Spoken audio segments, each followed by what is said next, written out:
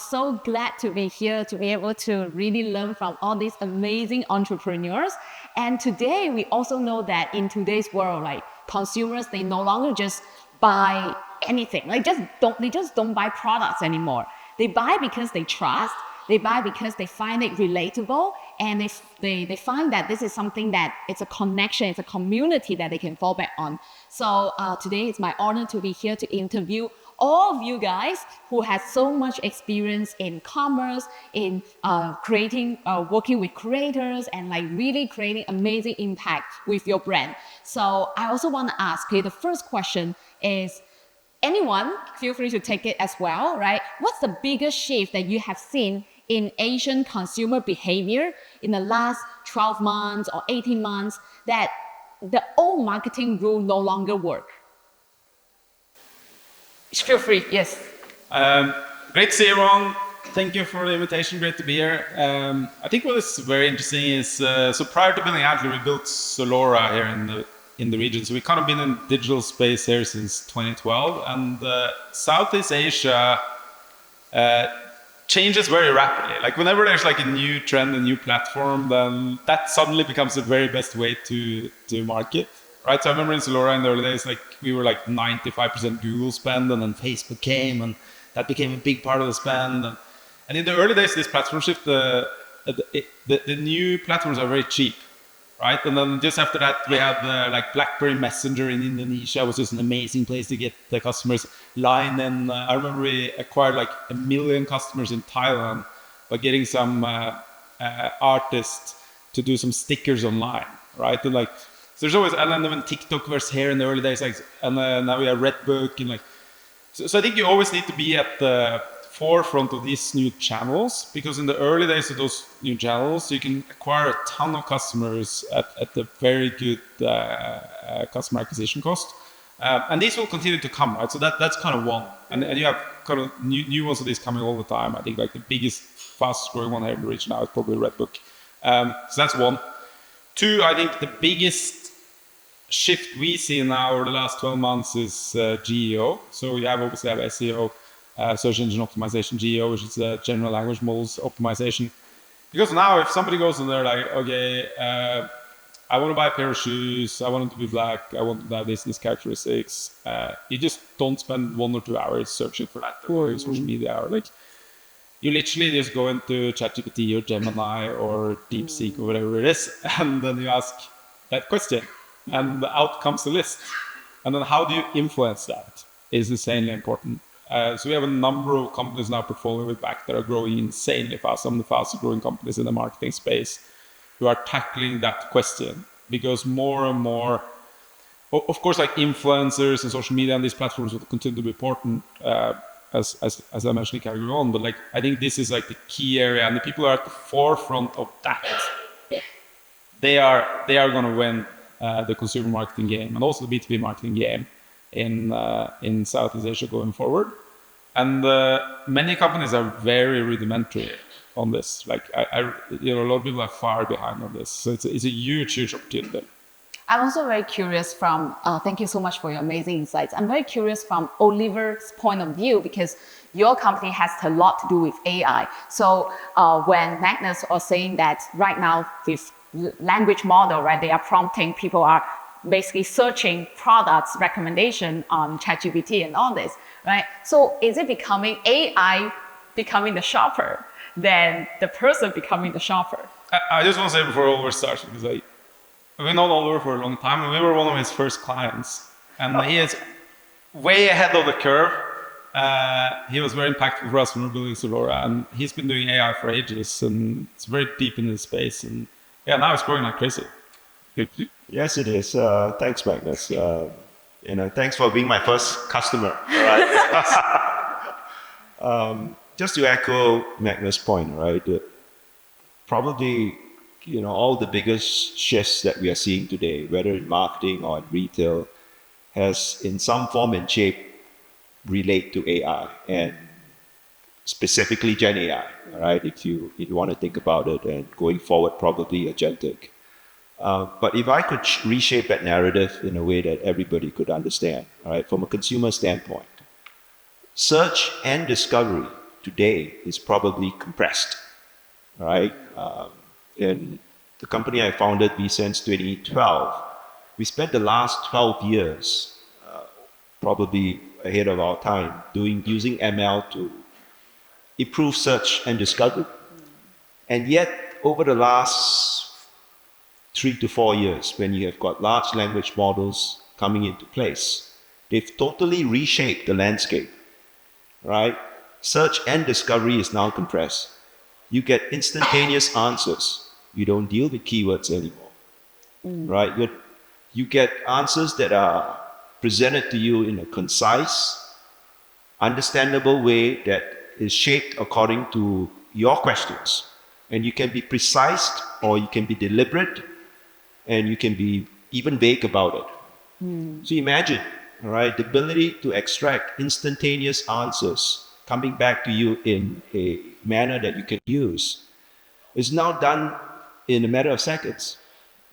So what that means is your patience for long-winded, irrelevant answers on Google or whichever other search engines has dropped, right? You got no patience, literally. So that's one of the biggest shifts. And the second one, which is very relevant for marketeers, is influence. Because in the marketing world, we're talking about influence, right? In the old world, yes, you do a lot of marketing to influence the consumers, a lot of above the line, below the line. But today, because of the AI era, influence and persuasion itself has shifted from just being persuading or persuasion to representation, verifiable, trusted representation embedded in AI answers. Think about it in that way, all right? Because the information that you're going to use from GPT or any other engine, you want to action upon it, you need to know that these answers are accurate, they are trusted. And same message goes for marketers. If you are fighting for clicks, which is more about persuasion and above the line, how do you verify that? Consumers spend more time trying to verify the answers.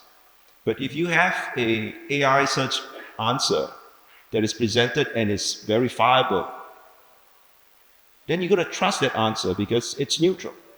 So we're no longer fighting about clicks. Marketers are fighting for positions and representation in these AI answers that are verifiable, that are accurate, and consumers will action upon it.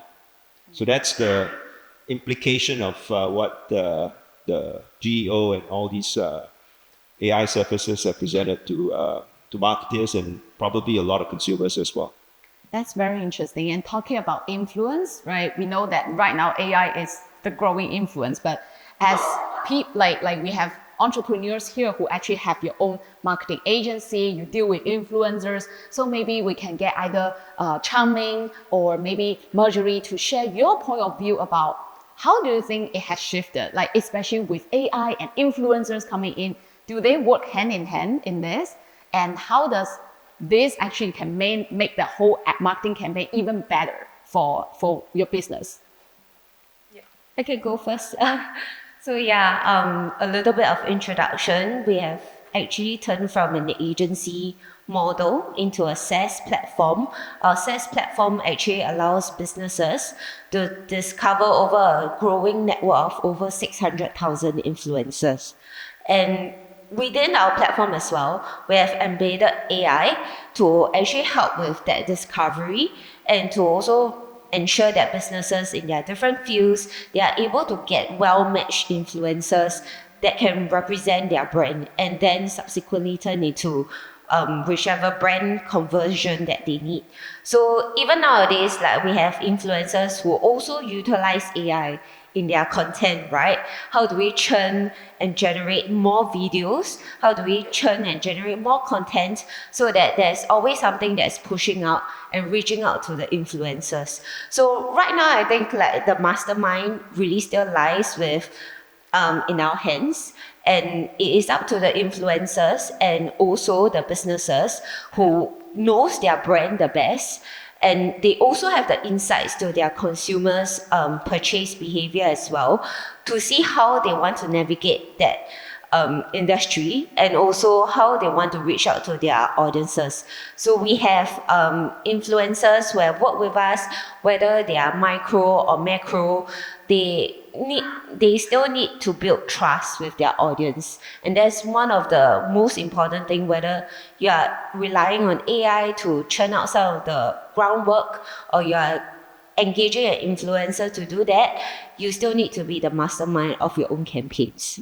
I absolutely agree, because like for me, I am also an influencer in the financial creator space. I have about 200,000 followers as well. And a lot of time, like what you say, it's really about building that trust. The content is one thing, but it's a consistency in the content, in the messaging, that eventually make followers like trust in what I say, and then whatever things that I also promote as well. So how about, I'm very curious from Ming's point of view.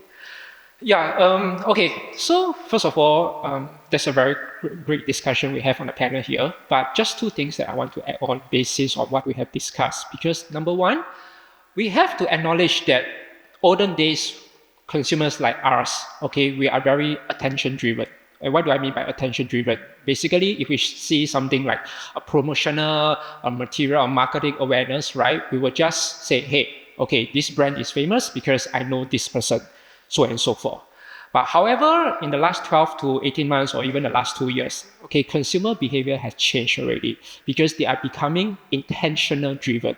And what do I mean by intentional driven? Because every social media or promotional marketing that, creative agencies put out, first thing we will ask, how authentic is this, right? Because there are so many, as we all know in this room, okay, there could be like scams, there could be like fake promotional materials, and even with today sophisticated digital ecosystem like AI, algorithms, everyone can just do verification out there. So people are just consuming the data very intentional. And number two is personalization, because along the way, right, maybe 10 years ago, one internet can share everything, right? But today context is one internet does not fit to everyone. And what do I mean by that? And hence, storytelling then become a very important part, because storytelling has one narrative, right? And this one narrative, even any brands out there who want to fight for virality, reach, impression, because last time the assumption was the more reach, the more sales. Anybody would have agreed with me, right, sitting in this room. More reach equal to more sales. But today era, this does not work, right? Because people want credibility, like you mentioned, Chloe. People want trust. And what they are looking out for is they want to see that, hey, the storytelling fits to what I'm looking for, right? Resonate with me. There must be relevance. So in today's context, especially in the Southeast Asia, like China, Singapore, Korea, indeed has really changed. And adaptability is very important to stay relevant in the market. Yeah. Wow, thank you so much. And I absolutely agree. And also from like a big data point of view, I know MoneySmart, right? You guys is so big in terms of especially personal finance space. And with all those big data that you have, what kind of insights are the data telling you? Has consumer decision actually shifted over the years? Vinod, yes. Yeah. I think we're seeing very interesting kind of trends. So I want to double down on what Magnus mentioned earlier. Over the last 12 to 18 months, we've definitely seen a gradual decline of SEO traffic, right? Because even Google is constantly experimenting and trying to fight this share of mind share from ChatGPT and all the other AI search engines. So less people are clicking on organic links, because when you search for any term, you see an AI overview first, and then the organic results get pushed further down. So we definitely see that trend. I think the second thing that's interesting is that I would say it's a 1:10 ratio of GEO to SEO traffic. So for every 10% decline in SEO traffic, we're seeing a 1% uplift in GEO traffic. But the intention of the 1% is far higher than the 10%. So overall, actually, we're growing, which is interesting, right? So whether that scales when your traffic drops 50% is a different question altogether, too early to tell. But we're definitely seeing, early signs that SEO is going to decline, and it's continuing to decline.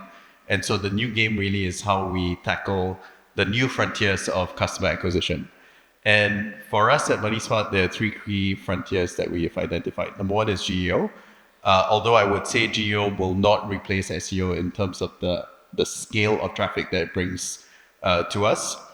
The second thing is social, but social not just to get eyeballs of views. How do you actually attract? How do you use social in a way that actually drives the right actions that you want on your platform?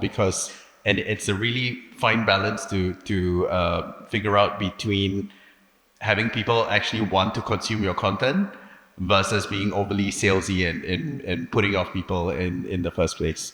And the third thing is actually, I would say, the resurgence of brand marketing, right? So if people are fighting on Google to get attention, right, the other way to kind of shortcut the whole process is to really get your brand out there and be the top of mind brand that people think about when they think about your category.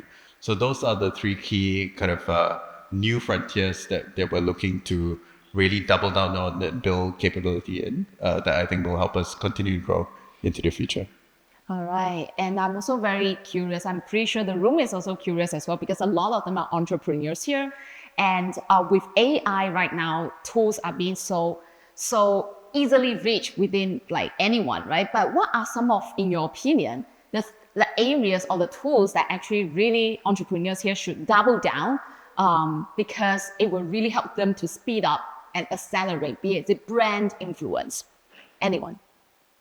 I can go first. So over the last 18 months, I've made it my personal mission to transform the company into being an AI native company. We've been around for 16 years, so I would say we're considered a legacy company at this point. And when I talk to a lot of the early stage startups, you see very small, nimble teams that honestly, I think will be able to run circles around the likes of us, right? If we continue to operating it this way. So how do we leverage the resources that we have, the traction that we have, and make sure that we transform proactively rather than slowly getting our lunch eaten in that sense. And for me, it starts with the leadership first, because as a CEO or as an executive team of a company, if you're not fully bought into it and you don't know what are the core capabilities of, let's just say ChatGPT and Claude, it's very difficult for you to be an advocate for that with the company. You can't just expect to hire a head of AI who is a subject matter expert to transform, because actually a lot of the thinking is very cultural in nature rather than tools. The tools are very capable today, but shifting the mindset to get people to make that investment in their own learning, in changing the way they do things when actually, it kind of works. It's a very slow decline, but if you really want to make that change, it has to be a cultural shift that everybody is fully kind of bought into. And I think, with ChatGPT and Claude, there's actually a lot of things that it's already personally helping with, and it's super affordable. So, there's no budget argument when you're paying $20 a month or $30 a month for a tool. It's super, super affordable to actually make that shift. And it's already, given me a lot of value personally. Absolutely, I agree, because it's not just about the tools, but the attitude, right?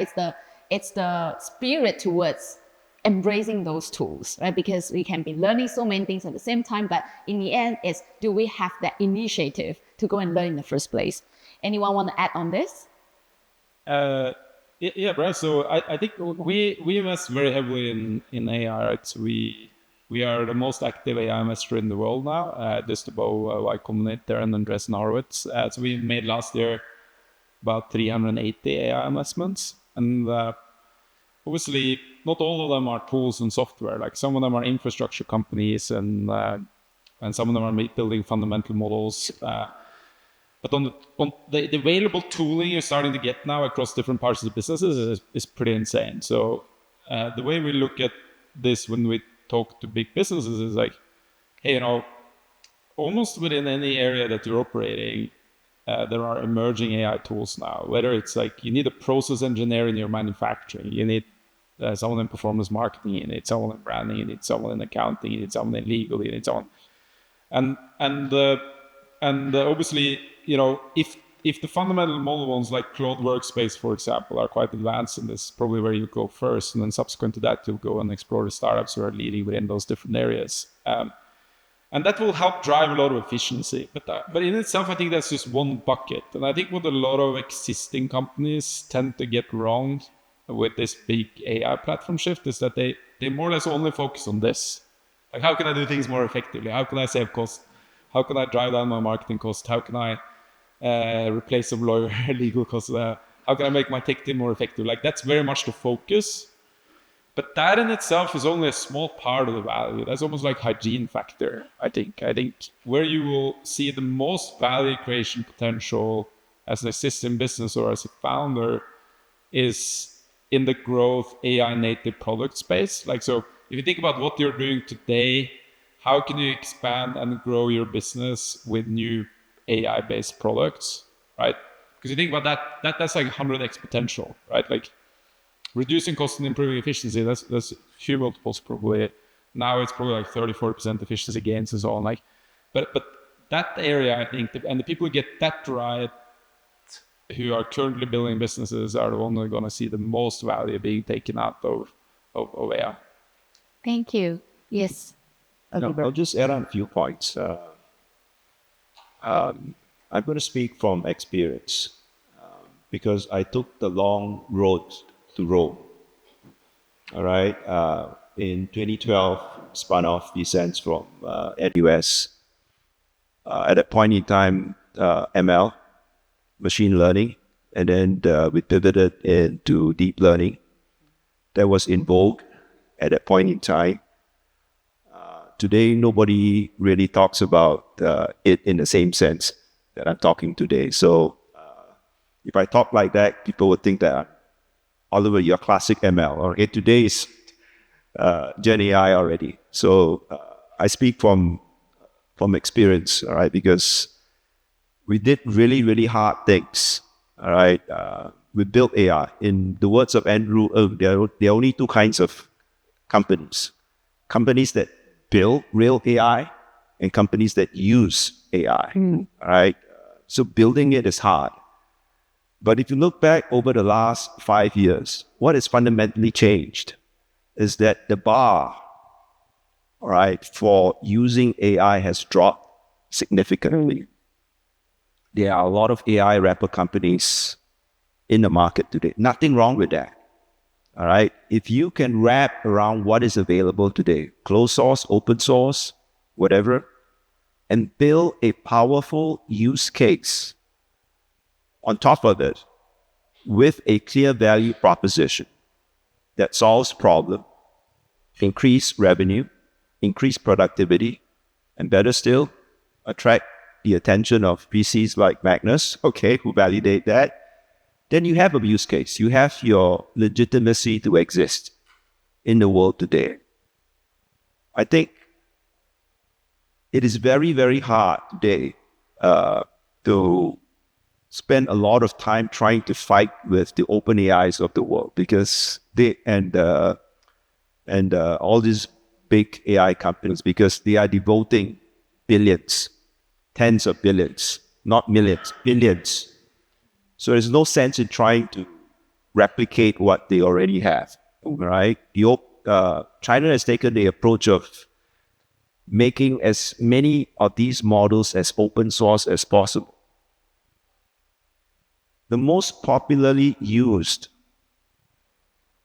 open source model in the world is not Llama 3. It's actually Qwen from Alibaba, from China. If you put aside the geopolitics, Qwen is heavily used by developers from all over who are building elegant business use cases around it. So if you think about that, all right, so that's why I urge young founders to look at it and say, look, what can I use very, very quickly? Because time to market, speed to market is your weapon. You may have a great plan today, But if you're not going to execute it over the next 6 months, somebody else will. And probably they will do faster because your ideas are not unique in the world today. That's the reality of things.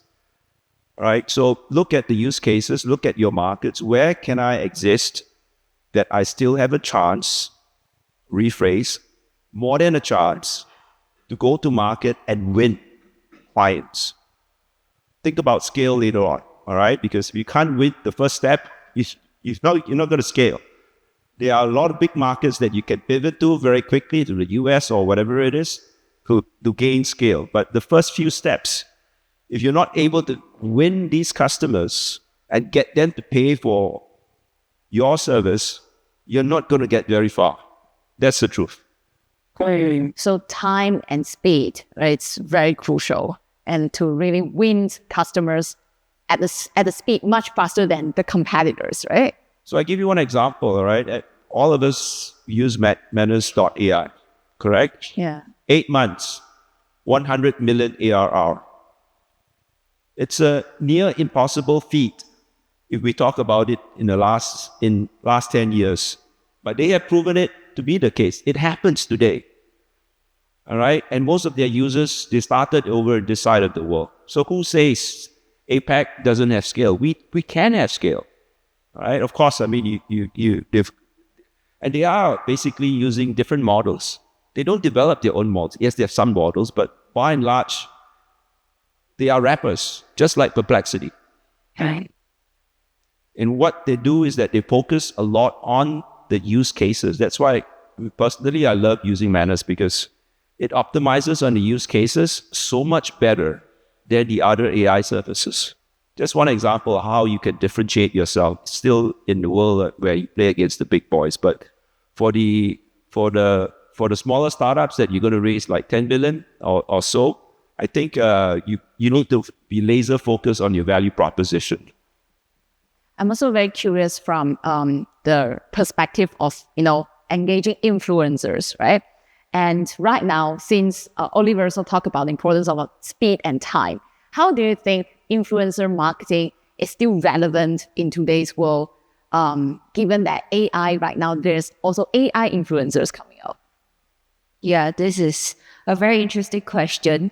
So, I mean, like in China, there are already AI influencers, or even the most recent one, the influencer don't even have to be well dressed. They just stand in front of a green screen and they can still live sell all the products that are assigned to them.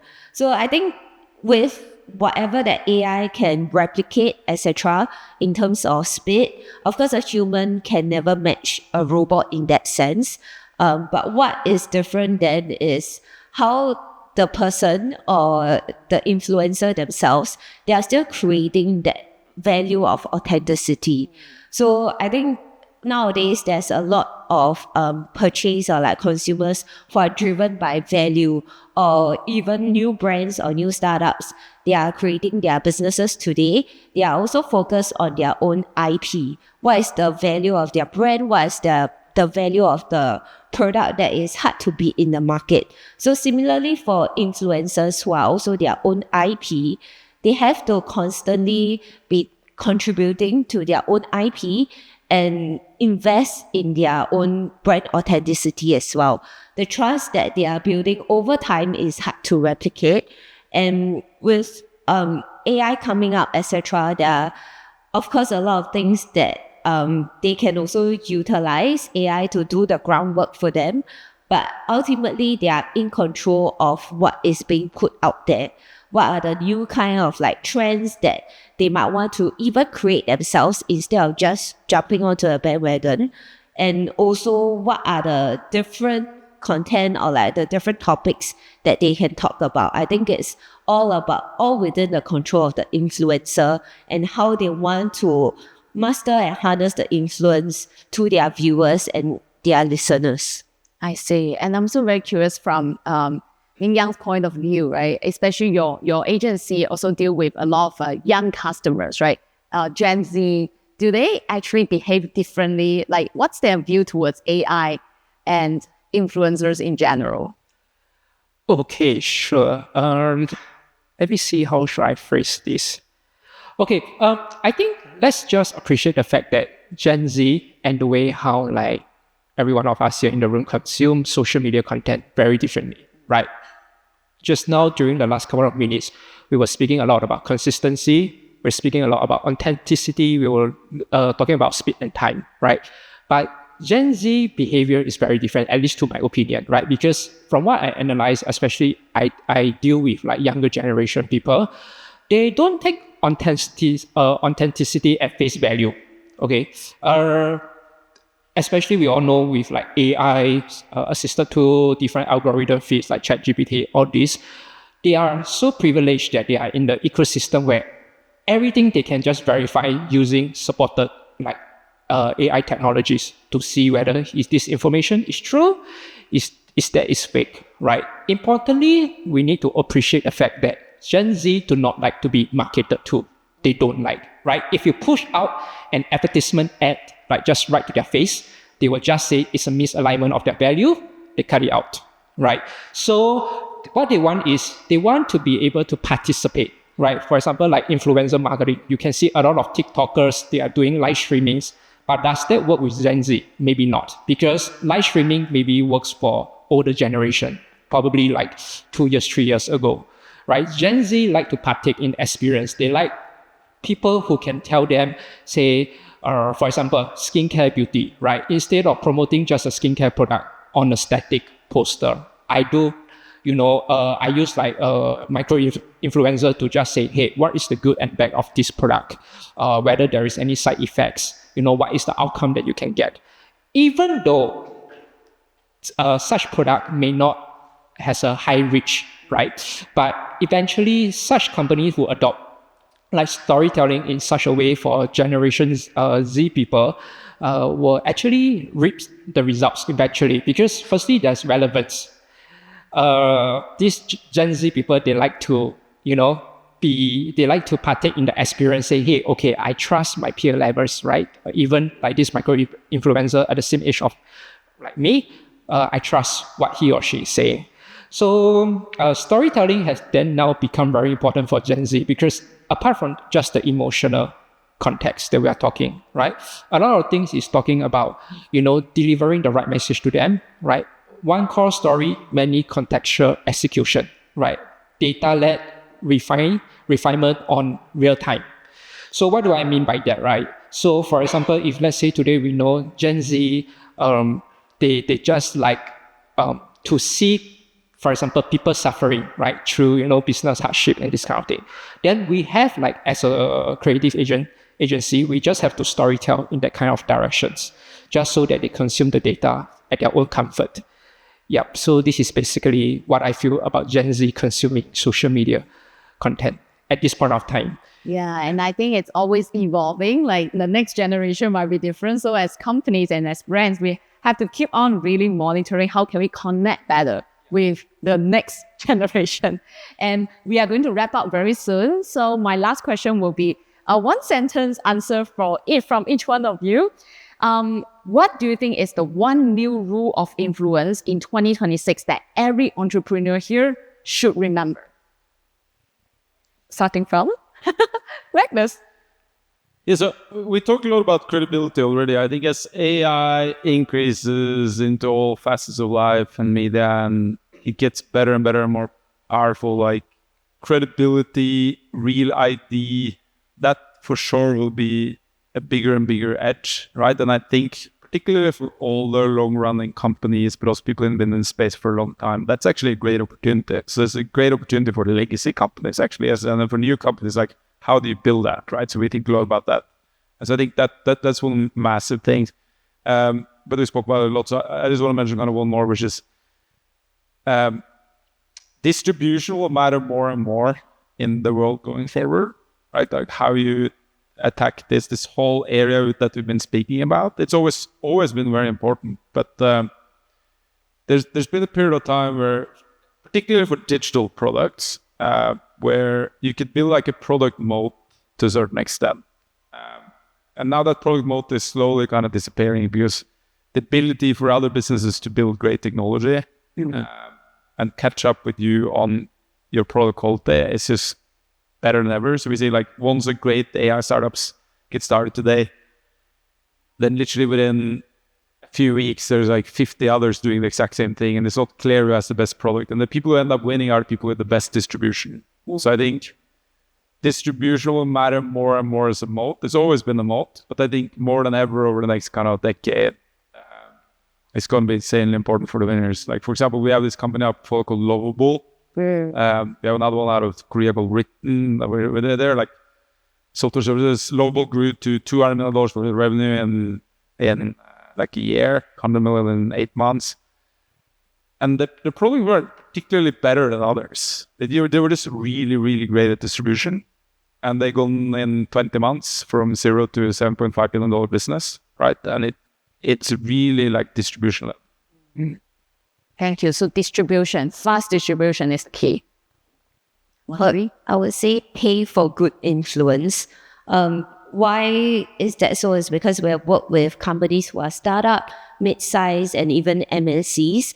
A lot of times what they are looking to pay in terms of like volume of like 30 to 50 creators.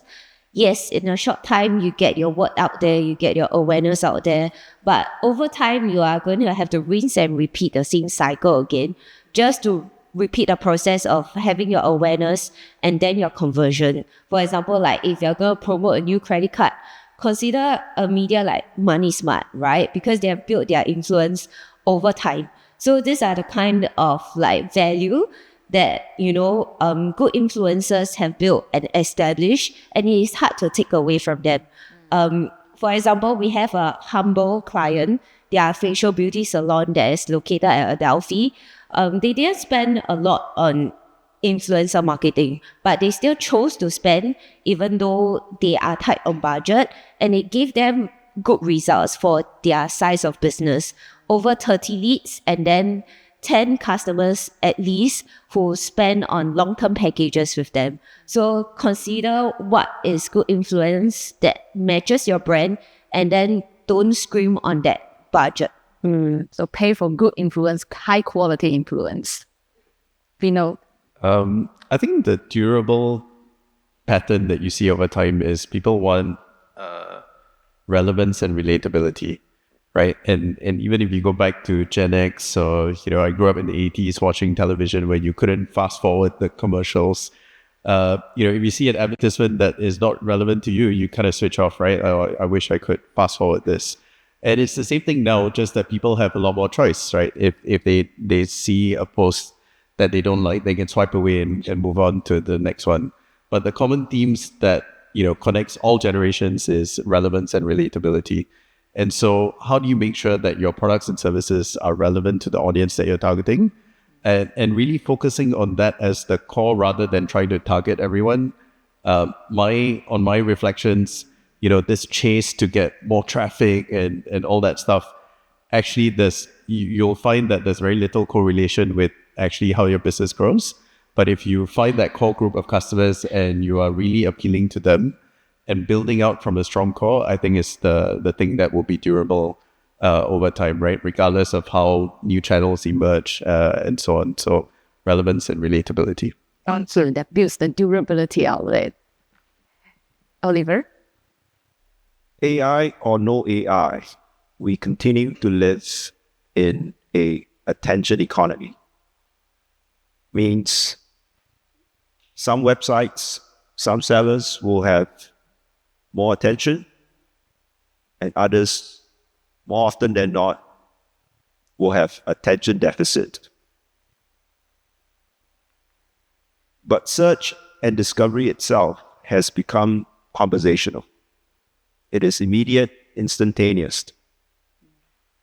You may be the most honest and humble seller, but if nobody knows you in the AI world, if you are not represented, sorry, okay, you're not going to get very far.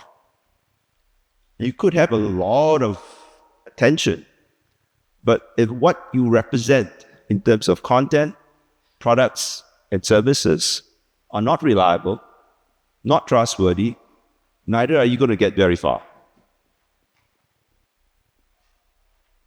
So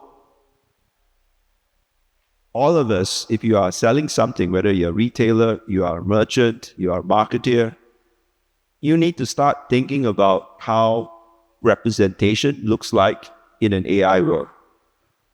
How do I influence these models to show my product, my content, my solutions in the top AI answers that a AI surface like GPT would produce? That is verifiable, that is accurate, and that they will follow on to this. This is the new era that we live in, whether it's above the line or below the line. All marketers, so long as you're selling something, you need to think about it in those lines. Thank you. Thank you. And last but not least, William. Yeah, I guess for me, I would say, to my peers in the room, brand visibility is very important because obviously without brand visibilities, we have no sales, right? That's number one fundamental rule. But importantly, also please do not forget that we have to stay verifiable because like we mentioned, based on the panel discussion, search information can be just taken easily from AI to verify. Everything is all about verifiability and to remain authentic. And from there on, definitely your brand positioning, even without people going to you, your brand is definitely well known in the market for some good reasons. Yeah, so that's about my thoughts. Thank you so much. Oh my God, we have learned so much from all of you during this short discussion. I hope you guys enjoy. If you do, can you give them a big round of applause? Thank you. Thank you so much.